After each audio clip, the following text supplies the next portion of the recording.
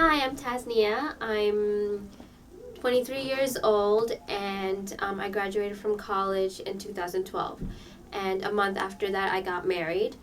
I came here when I was in fifth grade, and as you can see, I'm a Muslim and I grew up in a traditional Muslim household.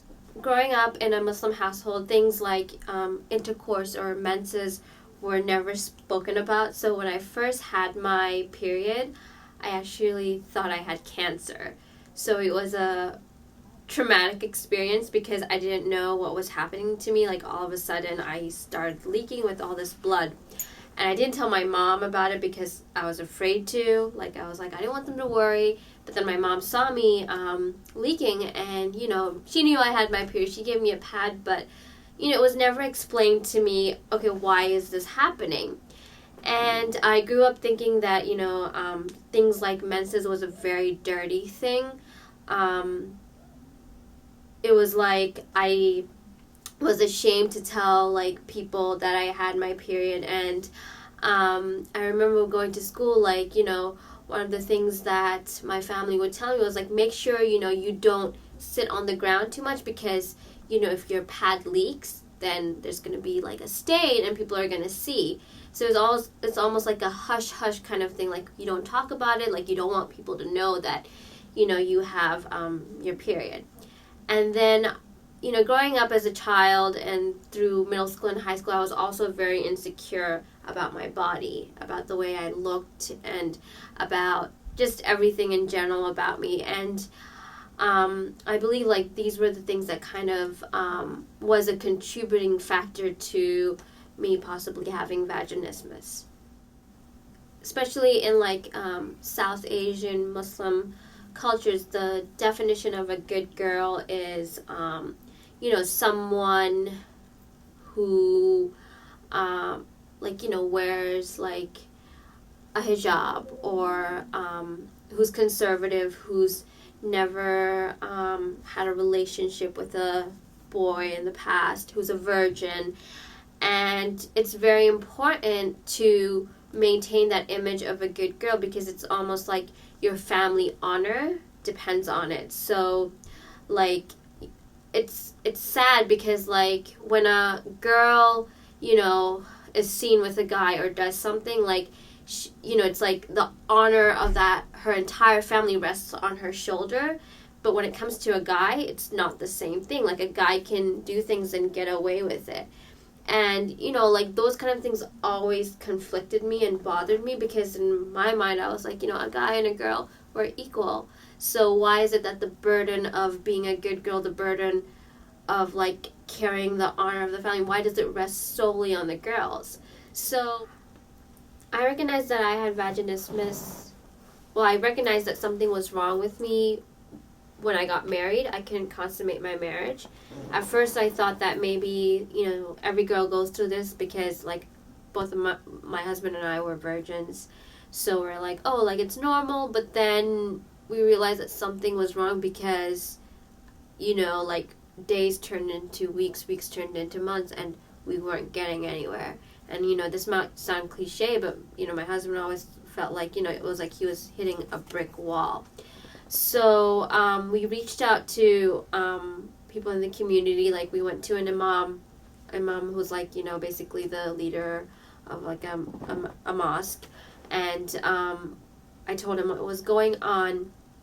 And he was really nice and everything, very understanding, but he couldn't really tell me what was going on or what, like, where I needed to go to get help. He was just like, be patient and, like, keep trying, you'll get through this. But we kept trying and we weren't getting through this. So then I started seeing counselors and psychotherapists, and even they couldn't really help me. Like, my counselor gave me breathing exercises to calm me down because she thought maybe because I was, like, so nervous I just needed to calm myself down. But no matter what I did, like, those breathing exercises did not help me at all, and I was still, like, it wasn't getting anywhere. So finally I went to the gynecologist. I was like, maybe a gynecologist can help me. And I remember, like, I was trying to explain to my gynecologist, like, the stuff that I was going through. And one of the things she told me was like, you know what, I don't have time to listen to your story. Go talk to a psychotherapist. Like, this is not my arena. I just, do pap smears. I was like, okay.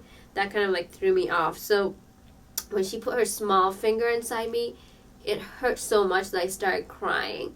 And I was like, you know what, I can't go through, like, if a small finger hurts me so much, I'm not going to put that big instrument inside me. No way. So I left, the gynecology office, and I remember feeling like so defeated, and I felt like a failure. Like, I felt like I failed myself, my husband, just, I was just so, like, devastated. So my gynecologist gave me, like, exercises to do. She's told me to get, like, the smallest tampon. She said to put lube on it, and every night, like, try to put it in myself, and then once I get comfortable with that, take the next size and do that. And even, like, the smallest tampon, it just got stuck. I just could not put it inside me the entire way. And I was like, I started to think that maybe something was wrong with me anatomically. I was like, maybe I don't have a hole. Like, it got to the point where I wanted to leave my husband because I felt guilty. I was like, he doesn't deserve this. Like, my husband's a very, very patient man, but I felt like I was being unfair to him because we were, I think, already 6-7 months into our marriage, and I was like, this is just not normal, and he deserves better. So then my husband actually found out about the Women's Therapy Center and gave me a name to what I was going through. Like, he was like, hey, he sent me the link of Samira's interview, and he's like, watch this. I think you have exactly what she has. So I watched the video, and her video was like a carbon copy of like exactly what I was going through. And then finally I had a name to what I was going through, vaginismus, because before I was like, this has no name. I'm just this oddball weirdo, only person in the world who's going through this. Like, I'm just, I just felt so alone and isolated. So, yeah, I guess that's when I figured out the name to this condition, and that's when I reached out to the Women's Therapy Center. So the first time I stepped into the Women's Therapy Center, I was nervous. I was freaking out. I thought that, I'm going to be that one patient that they won't be able to cure. Like, I was absolutely convinced about that. And, I kept on, like, I spoke to the doctors and they were really nice, but a part of me was a bit skeptical because on the website they said that they have, like, a 95%, like, success rate. And I was like, man, I'm just going to be that 5% right there. So, so when I came in, so we first came in for, like, this kind of, like, informational kind of session where the doctors spoke to me, kind of, like, wanted to get to know who I am, and then we scheduled in the actual appointment. And the actual appointment where, I knew the doctors were going to take me to the room to put stuff into my vagina, like, that day was, like, a nightmare for me. Like, I didn't want to get out of bed. I didn't want to have to face, like, I didn't want to go through this, but, that's when, like, my husband, like, he really helped me out there. He's like, he told me one thing that, the first step is always the hardest step. Once you get through that, like, everything's going to be easier. Just have faith in God, and, he'll get you through this. So, that really helped that, he was patient, he was so nice, and, we're coming all the way from Maryland, and, he took Fridays off. Like, he has work on Fridays, but he actually managed to schedule a way where he worked like 10 hours every single day, so he'd get every single Friday off just to, bring me here. And that meant a lot, and that touched me so much, which also, like, pushed me to, like, fight. I was like, if he's willing to do all this for me, like, this is, like, the least that I can do. So yeah, like, I remember, like, that day he made me tea and breakfast in bed, and he's like, it's gonna be okay, like, you'll get through this. So the first appointment was absolutely the most hardest appointment, but once I got through the first appointment, I felt confident that, like, I can do this, like, it's going to be good. So, yeah, and from then on, it just every single appointment, like, it got easier. I felt more confident. I felt like, I see the light at the end of the tunnel. I think one of the best ways that a parent can help in terms of preventing vaginismus is, helping a child, like, understand their body. Because I didn't look to see what my vagina looked like until I came to the women's therapy center. And this is me, like, 20 something years old. Like, it should have been done, in my opinion, like, way before. I realized that once I had, like, an understanding of, like, my anatomy, that this is where everything is, that there's no boogie monster, like, wanting to come out, like, I felt much more comfortable. Because I remember the first appointment, what we did was, like, we took a mirror and we just explored my vagina. Like, the Dr. Ross and Dr. Aditsa and Dr. Lauren, they showed me where everything was. And it wasn't a big deal. Like, for me, I think the biggest fear was, like, I just didn't know what was there. Because, like, everything's inside and I never explored it. It was just, like, the fear of the unknown kind of thing. I think education and awareness is the key to, like, everything. Because, like, Muslim communities and, I guess, just the Muslim society in general is not aware of this thing called vaginismus that exists. That's why, like, there's this fear of even coming out, so to speak. So I think that one of the best things that, like, mosques and, like, imams who are, like, leading mosques can do is, talk about these kind of things. Like, every Friday we have Friday prayers.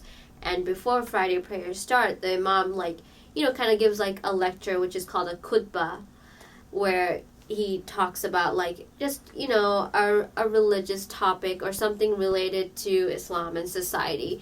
And I think, it's time that,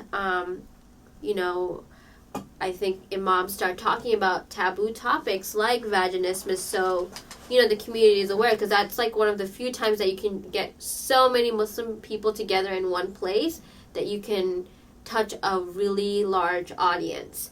And also, like, I know that many mosques have, like, these things called halakas at the masjids, weekly or bi-weekly, where the imam sits and, like, gives, like, a lecture on a certain topic or something. And I think it would, be awesome if they could start talking about these kind of things, so that it's not such a uncommon topic, or it doesn't have to be such a hush-hush topic.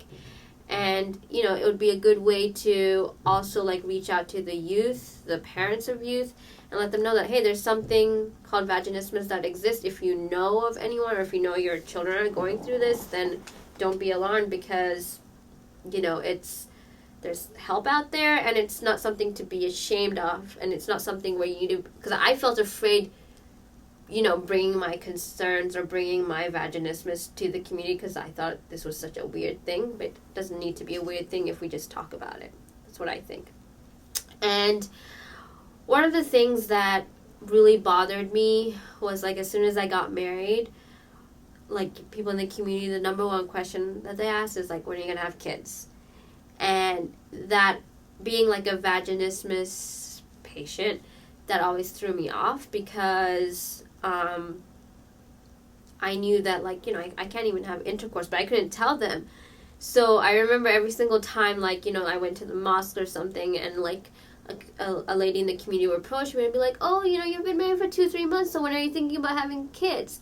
I would always come back home crying, because a part of me felt like maybe I'm not going to ever have kids. I can't even have intercourse to begin with. So I think, I know that people, don't, necessarily mean anything bad by it, but, like, I think we need to be a little bit more concerned, or not concerned, but, like, a little bit more cognizant about these kind of questions, because we never know what a person is going through, or what a couple or family is going through. And also, like, when I did start opening up about, like, vaginismus to my friends or just people in general, one of the questions that always threw me off is, like, they asked me, like, is vaginismus even real? And that again, like, reinforced in my mind that because they think it's not real, I must be a weirdo. And, like, I would say to them, I was like, well, do you ever ask a patient who has cancer if cancer is real? Like, you don't ask that patient that, like, you assume that, a cancer patient, when they say I have cancer, that there's something called cancer. So why are you doing this to me? Like, I'm telling you this, I'm confiding in you about my condition. Why are you being so skeptical about, whether it's real or not? So, like, just these kind of questions, I think people need to be a little bit more cognizant, a little bit more,